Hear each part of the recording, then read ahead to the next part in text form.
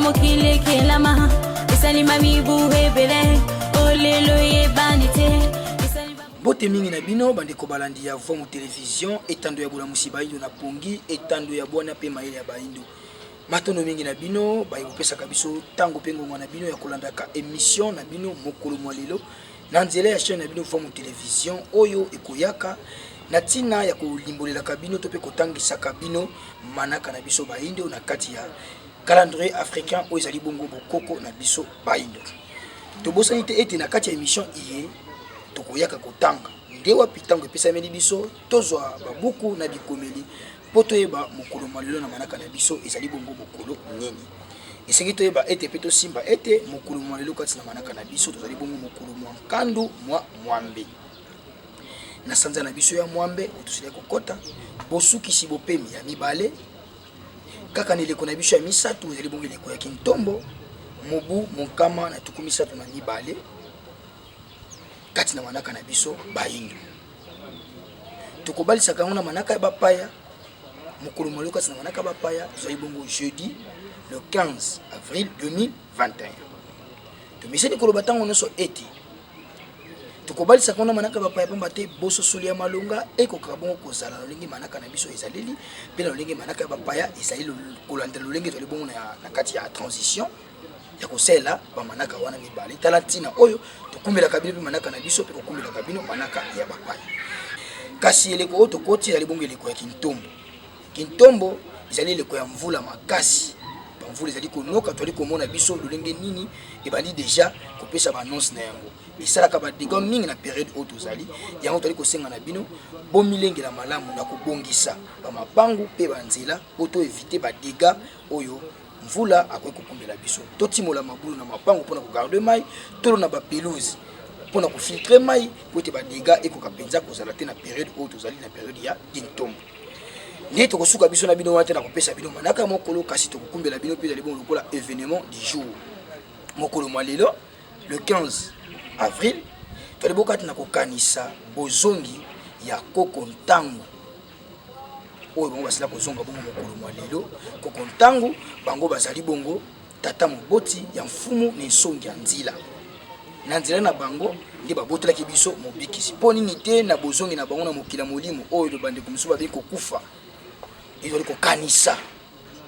mokolo yango totalisi bongo na bino banso bandeko balandi ya Vomu Télévision mpe na mokili mobe bisika bozali toyeba ete lelo ezali mokolo oyo tozali kokanisa bozongi ya koko ntango oyo azali tata moboti ya mfumu na nsongi ya nzela bisika nyonso tozali tozwa mpenza ntango ya kokanisa totala monene na nsongi ya nzela oyo tozali na yene eleko oyo sikoyo tata na bango azwaki mokolo malelo mpona nini te mpe topesa lokumu bisika bazali matono mingi wana ezalaki lokola événement du jour oyo tokumbelaki bino mokolo mwa lelo kasi tokende kotombela bambotama elamu na bandeko na biso banso babotama mokolo mwa lelo na boyike bobomo mesano tokotombelaka na banso bambotama elamu kimia mfumu kimbangu kimia tata mokeli ekokokumbela bino bomoi bolai okati ya mabota na bino bokusamba ebosili ya koyena yango na mokili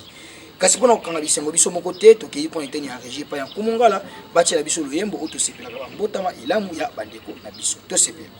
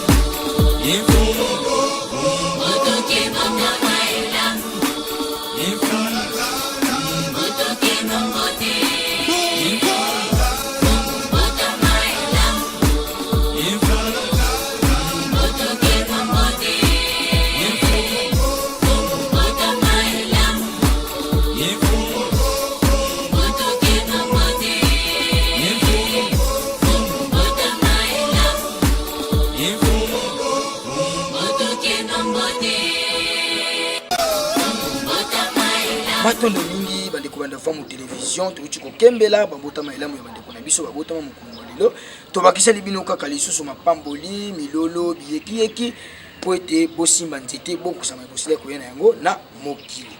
tozongeli lisusu kaka kuna na eteni ya régie pa ya Nkumungala kotala élément nini babongisaki mpona biso lokola vidéo du jour ya mokolo mwa lelo biso na bino tokutani na nsima ya vidéo bandeko ya mokoto tolingaka tokutana na bino po tosolola masolo etali mfumukimbanga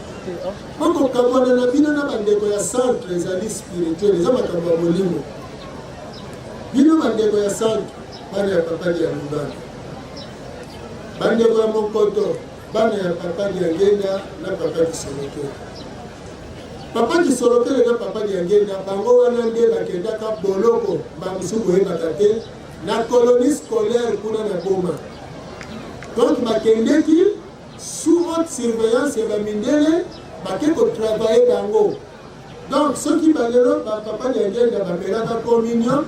bapapa ya ngenda batangaki na catholicisme ezali volonté na bango te ezali volonté ya bajésuite décision ya bacolonisateur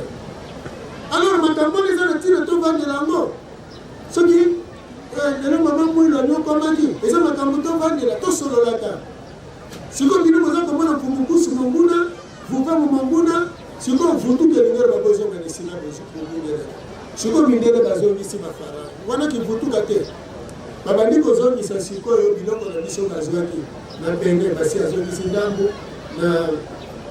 Nigeria basi azongisi epi mundele azoloba tanke bokomekonete mfumukimbanga bokobika te Congo tosengi na président de la république meteni oyo bosengeli na baparlementaire mpo bavote mokolo wana mbamba mpo badongolo misu bayake kokoma mpona parlement linga benga boye boza baunique oyo bobandi yango na 2021 bokutani na chance ya 2021 bobetela moseke eza parmi bapoint ekodésenvoûte Congo oyo matono mingi bandeko balande voix mu télévision ya solo toyebisaka bino ntango nyonso ete na voix mu télévision ezali esika oyo tokolakisaka bino ebele ya makambo oyo ekopesa bino boyebi na bamateya na baloyembo na maso ya maso botikalaka ntango nyonso branché na chaîne voix mu télévision po ezali etando ya bonsomi mpe ya bwana ya mayele ya baindo soki bosepelaki na émission mokolo malilo tozongisa matondo epai ya tata kwaku ya kalao maisha bango bazalaki kuna na nsima ya kamera elongo na ningwa ya kota mpo nini te tozongisa matondo epai ya Nkumungala pamba te bango na eteni ya montage elongo na bandeko basungaki biso mpona décor ya plateau mokolo malelo toaki na tata ntimba maswama elongo bongo na tata itole ikwa kimia ya mfumukimbangu kimia tata mokeli ekwa koyingela kati ya mabota na bino mpona biso na bino tokutani na mikolo misali koya ntandu elamu na kumafumukimbangu